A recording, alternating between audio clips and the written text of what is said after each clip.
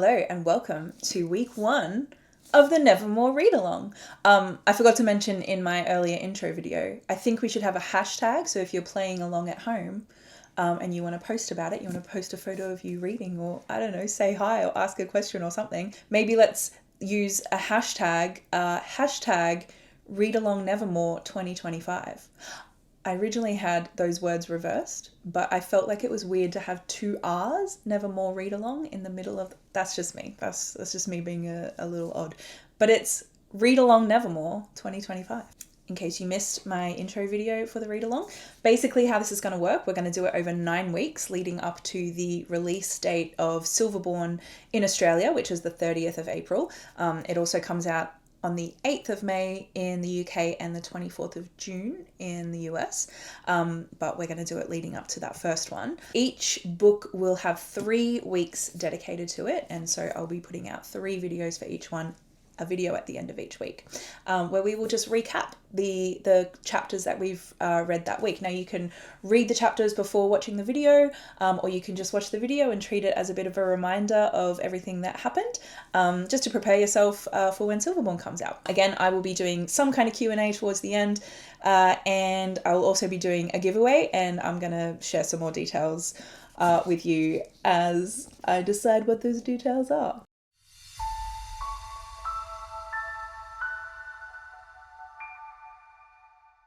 Let's begin. We'll kick off with chapter 1, which is not actually a chapter 1, it's a prologue.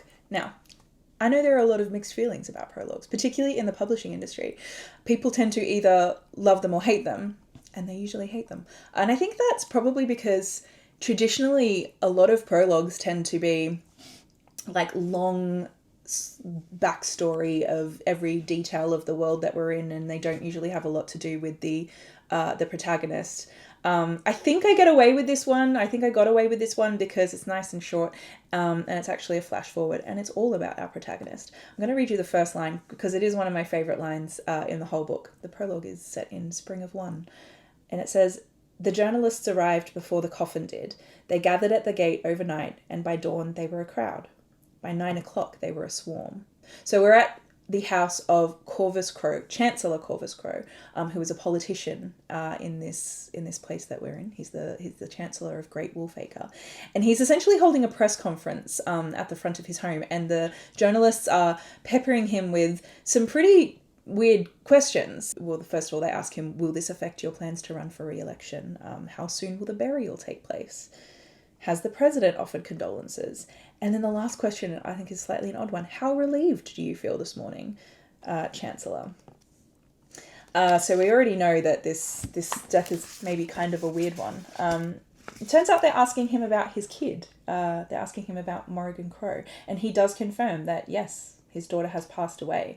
And he gives this kind of unfeeling sort of press conference. I think because he's a politician, right? So I think he thinks it sounds sensitive and diplomatic. He talks about how the loss of a child is difficult to bear, and I know it's difficult not just for our family but for all the townspeople of Jackalfax. And there are some responses in the crowd that very clearly confirm that the townspeople of Jackalfax are not that concerned. They do not share this kind of fake sadness that he has about the loss of his daughter. But he says, "The 8th age took from me my beloved first wife, and now it has taken my only daughter. But she's at peace now, and so we all have to be at peace." And he ends up by saying, "Thank you, I will not be taking questions."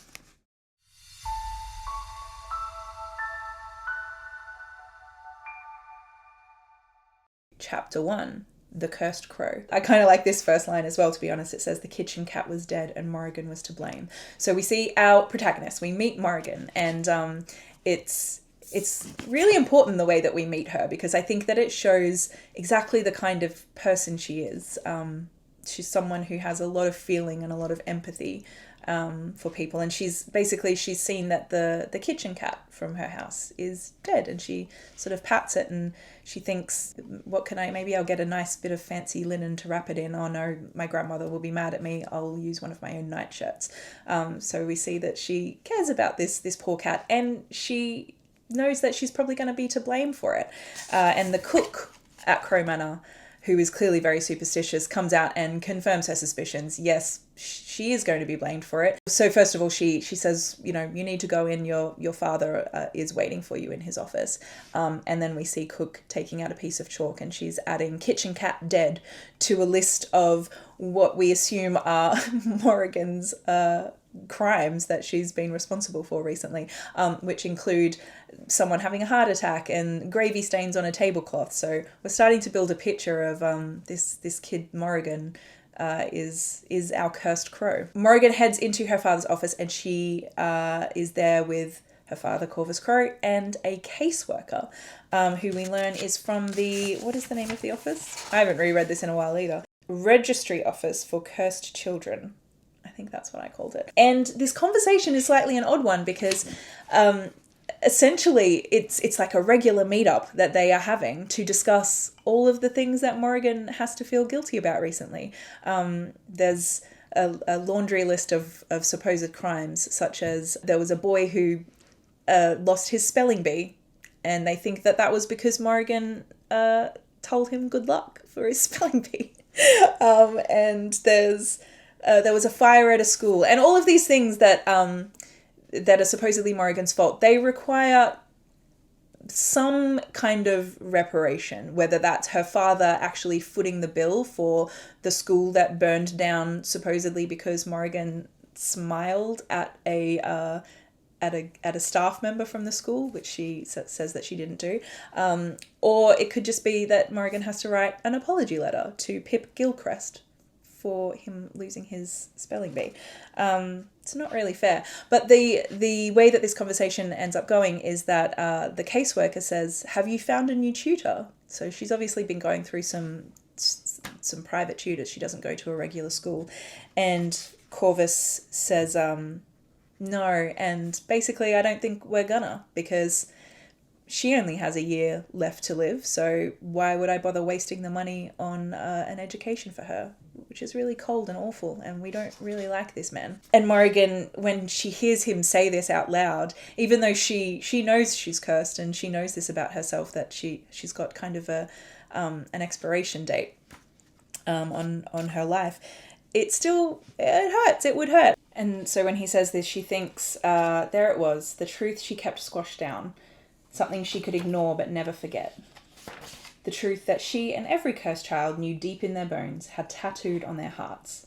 I'm going to die on Eventide night. And that's our first mention of Eventide, is this date, this day in the future where she knows that all cursed children die. And she doesn't know exactly when it will be, but supposedly it's a year away, according to all of the forecasts. This day is about a year away. After this lovely meeting, Morrigan is off writing her apology letters that we know this is a regular thing she has to do. And the thing about Morrigan, so this is a really important place where we really get a sense of her personality as well, because she is kind and empathetic, and she does kind of have these anxieties about the fact that she's cursed and worrying about all of these things that she's told are her fault, and of course why wouldn't she believe it?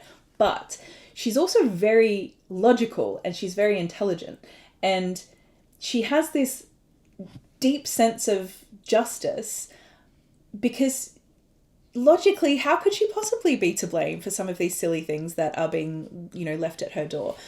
She couldn't be. And she's smart enough to know that. And so even though she goes along with writing these apology letters and accepting the blame for things, she kind of has her own way of venting her feelings about it. And so when she's writing these letters, she'll sort of write the snarky thing that she wants to say and then cross it out and rewrite it. So for example, she writes, "Dear Mrs. Maloof," Mrs. Maloof, who she's been blamed for having the accident when she was ice skating. "Dear Mrs. Maloof, I'm sorry you don't know how to ice skate properly. I'm sorry you thought it was a good idea to go ice skating, even though you're 1,000,000 years old and have brittle bones that could snap in a light breeze." And then, of course, she crosses us out and she rewrites, "I'm sorry I broke your hip. I didn't mean to. I hope you are recovering quickly. Please accept my apologies and get well soon. Yours sincerely, Miss Morrigan Crow." While she's writing these letters, she's sitting in a room by herself and she's listening to the radio, and she hears on the radio a press conference with a representative of Squall Industries, which is the big energy company in this place that she lives, the Wintersea Republic. And there is there are some questions that are being asked of this man, Mr. Jones, about an energy crisis that is supposedly happening. And one of the questions they ask is, could this be the fault of cursed children? And he's sort of taken aback by that question. And Morrigan instantly perks up because obviously this is to do with her. Mr. Jones says, I'm not really sure what you mean. The reporter continued, well, Southlight and Far East Sang, which are states in the Wintersea Republic, between them have 3 cursed children listed on their state registers, unlike the state of Prosper, which has no cursed children at present and has remained untouched by wonder shortages. Great Wolfacre also has a registered cursed child, the daughter of prominent politician Corvus Crow. Will it be the next state hit by this crisis? And he's denying that there's a crisis at all. Morrigan turns off the radio. She's heard enough. She doesn't need to know about what she's being blamed for next month. She's got to focus on finishing these letters. Now that night at dinner, it's a very sort of strained affair. She's there at the dinner table with her father, her stepmother Ivy, and her grandmother, and her father's assistants, who are called left and right because he can't be bothered learning their names because he's always hiring and firing them, so they always just get called left and right. And they're talking about the various things that he needs to do, and the topic of bid day comes up, and Morrigan she's not familiar with this. She says, what's bid day? And then her stepmother explains it to her. So, is it an auction? Asked Morrigan. Auction, Corvus snapped. What the devil are you talking about? Bid day. Oh, for goodness sake. He made a noise of impatience and turned back to his papers. Ivy, explain. Bid day, began Ivy, drawing herself up importantly, is the day when children who've completed preparatory school will receive their educational bid should they be lucky enough. Or rich enough, added grandmother. Yes, Ivy continued, looking mildly put out by the interruption. If they are very bright or talented, or if their parents are wealthy enough to bribe someone, then some respectable person from a fine scholarly institution will come to bid on them. Does everyone get a bid? Morrigan asked. Heavens no, Ivy laughed, glancing at the maid who'd come to place a tureen of gravy on the table. She added in an exaggerated whisper, if everyone were educated, where would servants come from? But that's not fair, Morrigan protested, frowning as she watched the maid scurry from the room, red-faced. And I don't understand, what are they bidding for? For the privilege of overseeing the child's education, Corvus interrupted impatiently, waving a hand in front of his face as though trying to brush the conversation away. The glory of shaping the young minds of tomorrow and so on. Stop asking questions, it's nothing to do with you. Now obviously he thinks it's nothing to do with her because who would bid on a cursed child?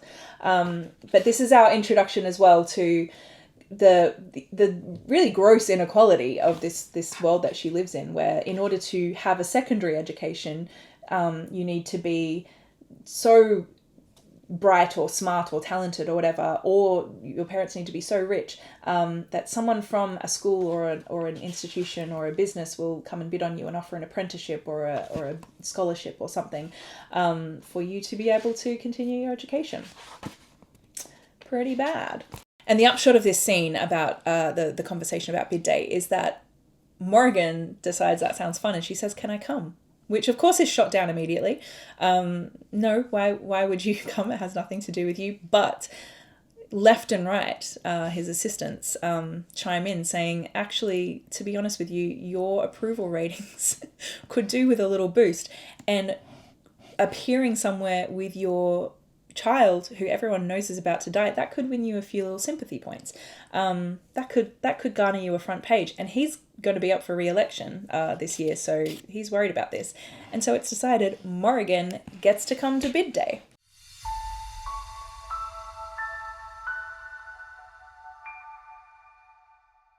Chapter 2, Bid Day. Morrigan has gotten her way. She gets to go along to this event at Town Hall with her father, who says, don't make anything weird happen. Don't make this weird. Don't embarrass me. And she thinks it's going to be fun, this event. And she's wrong. It's not fun for her. It actually ends up being kind of a drag and kind of depressing. Because essentially what it is, these kids have all gathered from all these different schools and they're in this town hall and the Lord Mayor is reading out, he's pulling envelopes out of a box and each envelope is a bid from a ballet school or a I think there's one from a place called Sniggles Snake Emporium offering a child a herpetology scholarship, apprenticeship. Herpetology is the study of reptiles. At first it's interesting, but then Morrigan just starts to get this kind of sadness because this could never be her. All of these kids are rushing up to grab their bright, shiny futures, and she knows what's coming down the line for her.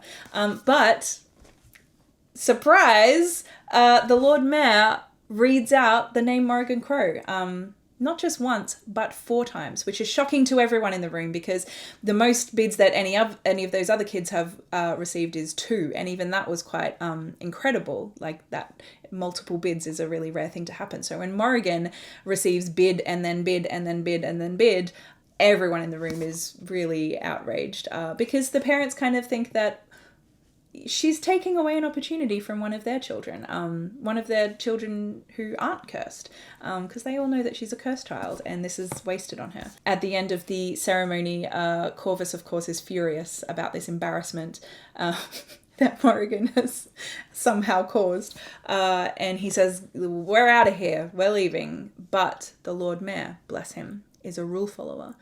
And he says, "Sorry, pal, the law is she has to be allowed to meet the people who are bidding on her. I can't do anything about it. It's the law." And so Morrigan goes into this room and she meets this guy, this man, who turns out to be Mr. Jones, the man who she'd been hearing on the radio talking about Squall Industries. So his boss is Ezra Squall, and it is Ezra Squall who put in this anonymous bid on her. And she's confused. She's like, "I think you've got the wrong guy, mister. The wrong gal, the wrong person." And he says, "Nope, it's you, definitely. And Mr. Squall wants you to be his heir. He wants you to inherit his company. He will teach you everything he knows. Squall Industries it provides everything to the Republic. It's a very powerful organization, very wealthy organization, and that could be you. You will inherit that one day." The way that he talks about this Squall person kind of interests Morrigan. His voice had become so soft it was almost a whisper. Morrigan leaned closer. "Ezra Squall is the nation's greatest hero," he continued. "More than that, he is their benevolent god, the source of their every comfort and happiness, the only living person with the ability to harvest, distribute, and command wonder. Our Republic relies on him totally." His eyes had taken on the unsettling gleam of a fanatic's. One corner of his mouth curled into a strange little smile. Morrigan shrank back. She wondered if Mr. Jones loved Ezra Squall, or was afraid of him, or wanted to be him, or all 3. "Imagine, Miss Crow. Imagine how it must feel to be so beloved, so respected and needed. One day, if you work hard and do as Mr. Squall teaches, that will be you."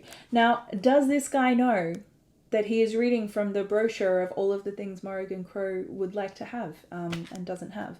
Of course she's excited by that. Of course she's intrigued by this offer of, you will be a person in the world, because she's cursed and she's always just been a kind of a burden on people. But even so, the logic kicks in and she's like, "I can't accept this. I'm cursed. I'm gonna die in a year's time." Lo and behold, the door opens. The Lord Mayor and Corvus Crow burst into the room, and the Lord Mayor says, "I'm so sorry, Miss Crow. It was a prank. Someone's pulled a horrible prank on you. Your bids weren't real. Your bid has never arrived. I'm really sorry." And Morrigan says, "Beg to differ. This guy's here. We've been chatting. But this guy is gone. He's disappeared." And so, of course, they don't believe her. And Corvus Crow is furious. He tears up her 4 bids and throws them away, and they leave. And she's devastated. But not as devastated as she's about to be, because on the way home, they see in the Jackalfax town square, there's a big clock tower. It's called the Sky-Faced Clock, and it shows the passing of the phases of the age, which is the way that they sort of tell time and tell the seasons in this land. And the Sky-Faced Clock has turned black. And what that means is that Eventide is here. It's here a year early. She was supposed to have another year, but now Eventide is here. Eventide was the day that she was born in the last age, and it is the day that all cursed children will die. So a terrible end to a pretty crummy day. And bedtime arrives, and she's in her bedroom, and she's upset. She feels cheated, obviously, you would. But then she hears a little noise. A very small noise that was barely a noise. Like a tiny whisper or rush of air. She flicked on her lamp and the room flooded with light. It was empty. Morrigan's heartbeat quickened. She jumped up and looked around, under the bed, threw open the wardrobe. Nothing. No, not nothing. Something. A small white rectangle stood out against the dark wooden floorboards. Someone had slipped an envelope under her door. She picked it up and creaked the door open to peek into the hallway outside. There was nobody there. On the envelope, someone had written untidily in thick black ink, Jupiter North of the Wonder Society wishes to present his bid for Miss Morrigan Crow. Again. There's also a contract that Morrigan is supposed to sign in the envelope, and there's this letter which says, Dear Miss Crow, congratulations, you have been selected by one of our members as a candidate for entry to the Wonder Society. Please be advised that your entry is not assured. Membership in the society is extremely limited, and each year hundreds of hopeful candidates compete for a place among our scholars. If you wish to join the society, please sign the enclosed contract and return it to your patron no later than the last day of Winter of 11. Entrance trials will begin in spring. We wish you the very best of luck. Regards, Elder G. Quinn, Proudfoot House, Nevermore, FS. At the bottom of the page, in a hurried black scrawl, was a brief but thrilling message. Be ready, JN.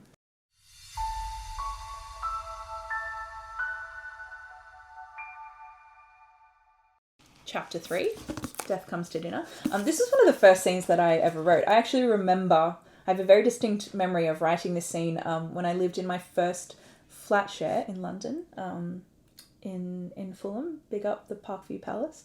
And a lot of it kind of stayed the same. There were some slightly different characters, there were some character changes, but a lot of the dialogue stayed the same. And I wrote that when I was 22, and I think the book got published when I was about 30 or 31. So I enjoyed writing this scene. I think it's kind of it's kind of funny in my slightly grim sense of humour way. So what's happening is that outside on the streets of Jackalfax, people are celebrating that it's the eve of the new age, but inside Crow Manor, they're having a very awkward dinner, which is kind of like, I guess, Morrigan's like funeral before she dies. They've made her favourite meal, as in the cooks have made her favourite meal, which is lamb chops. Corvus breaks the ice, not by saying something nice about Morrigan, but by commenting on how well cooked the lamb is. And then Ivy, her stepmother, takes that as her cue to make the announcement that she's pregnant. She thinks that will be in a, like, it's the circle of life and it moves us all kind of way. She thinks that will be a nice moving moment for everyone and not horribly rude and insensitive to Morrigan, which her grandmother, to her credit, does point out. She's like, maybe not the moment, Ivy. So there they are in their grim, awkward dinner, which is interrupted by a knockety knock at the door. And we are introduced to Jupiter North, Captain Jupiter North, for the first time. He has arrived to whisk Morrigan away per the letter that he had somehow slipped under her door the night before, or someone had slipped under her door the night before. As promised, there he is to take her off to join the Wonder Society. And everyone's shocked. And everyone's annoyed, except Morrigan. And they say, get out. We're going to call the police. What are you doing here, strange man? And no, he's pretty insistent. He's like, well, she signed the contract and it's a wondrous contract. So Morrigan did at the end of the previous chapter. She signed that contract, it turns out. But she was just doing it in a wishful thinking kind of way. And then she threw it in the fireplace. But when she sees it, it's definitely the contract she signs, because she sees where she dropped a blob of ink and drew a little crow, and like it's the contract. He says, yeah, it's a wondrous contract. As soon as you sign it, it makes copies. And there's an argument that ensues about, you know, this strange man who's shown up and whether this is real or not. And he says to Morrigan, he asks her a really important question that I guess no one's ever asked her before, which is, don't you want to live? And she says, yes, of course I do. And he's like, great. Let's go. Life is way more interesting than death. And so they get out of there by Jupiter blows this silver dust over the family that kind of affects the way that they are seeing things. And so he throws a curtain down onto the floor and he pretends that it's Morrigan. And he says, oh, I'm so sorry. She was taken from you so young. Tragic. Maybe have a closed casket. And he says to Morrigan, okay, we got to go though, because something bad is about to arrive, and I just kind of need you to trust me for a little bit because it's going to be quite scary. And then they see on the horizon a big amorphous black smoky shadow blob with all of these dots, these hundreds of little dots of red eyes. and then they take shape, and it's terrifying. It's barreling towards the house. It is the hunt of smoke and shadow, and it's coming towards them. That chapter ends by Morrigan saying she could see it. She could see her death coming, because that's what she thinks this is.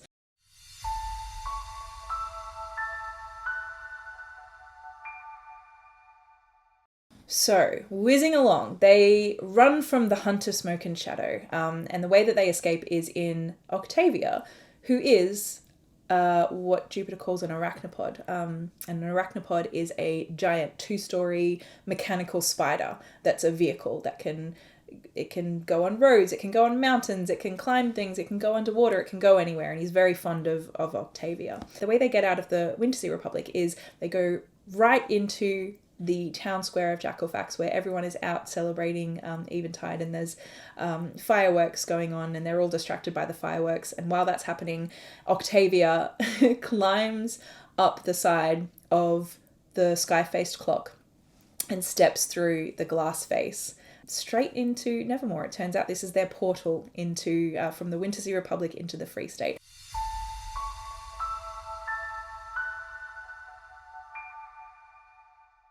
But first they have to go through border control. So they're in this kind of foggy, strange place where a disembodied voice, there's a big eye that's sort of looking in at them, and there's a disembodied voice demanding to see their identity papers or their visa, and Jupiter says, yeah, here you go. And he holds up a chocolate wrapper and a used tissue and all sorts of things. And finally we hear the disembodied voice say, oh God, it's like you're not even trying. And it turns out that this is this person who works at border control is in on the plan to rescue Morrigan from certain death, and he lets them through because he's a mate of Jupiter's. And so there they are. They're in Nevermore, and it's beautiful and it's exciting, and it's this this incredible thrilling city that they're traveling through in this arachnopod until they get to their destination, which is the Hotel Deucalion, which is where Jupiter lives.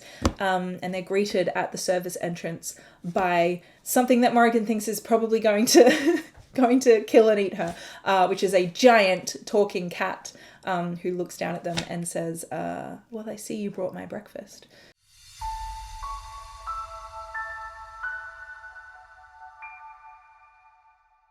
So we're up to chapter 6, Morningtide. Turns out the giant cat is not going to eat Morrigan. The giant cat is a Magnificat called Fenestra. And Fenestra, who is one of my top 3 favourite characters of the book, is Jupiter's head of housekeeping and clearly his friend, and they get along really well. And she's a bit grumpy and a bit taciturn, but we do end up loving Fenestra.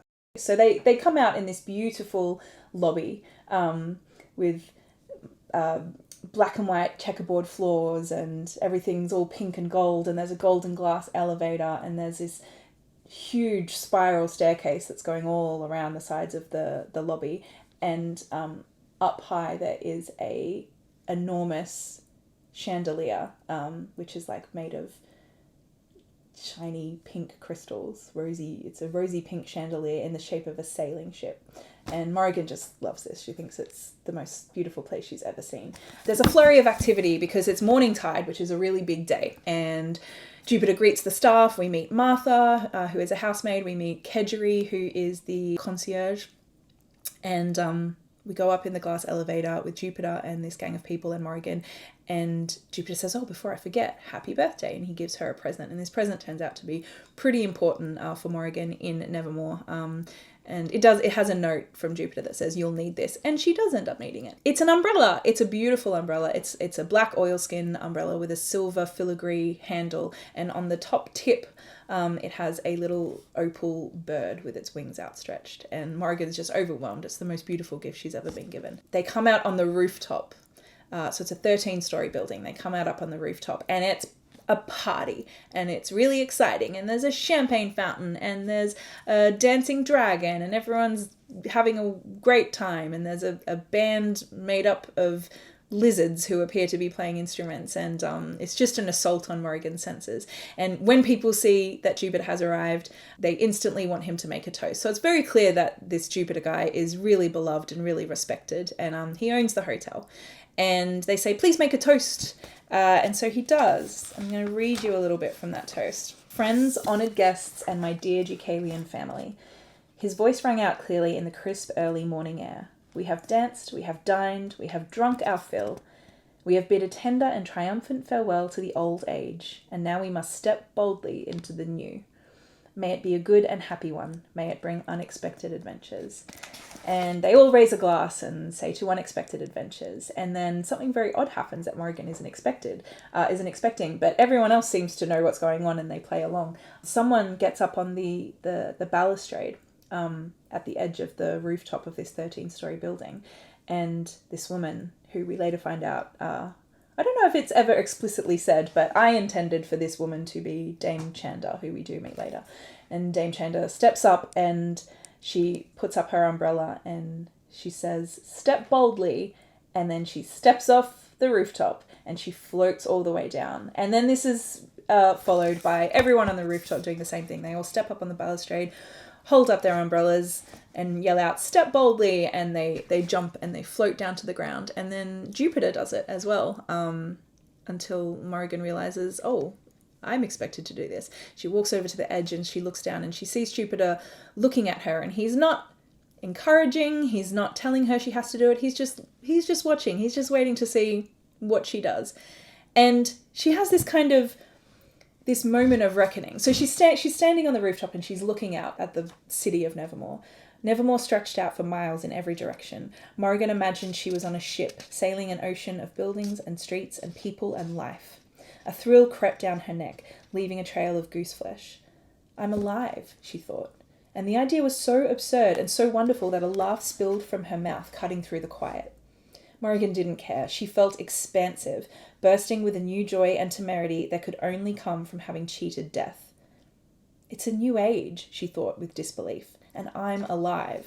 So it's a really big turning point for Morrigan. And then, not minutes later, she's presented with this opportunity to potentially fall to her death off the roof of a hotel. And she thinks, it says, Morrigan felt a swirl of panic and elation. This was her second chance, the beginning of a new life she never dreamed she'd have. Was she going to ruin it by breaking both her cursed legs? Or worse, splattering herself all over the ground? Had she cheated death on Eventide only to hand him an easy victory on Morningtide?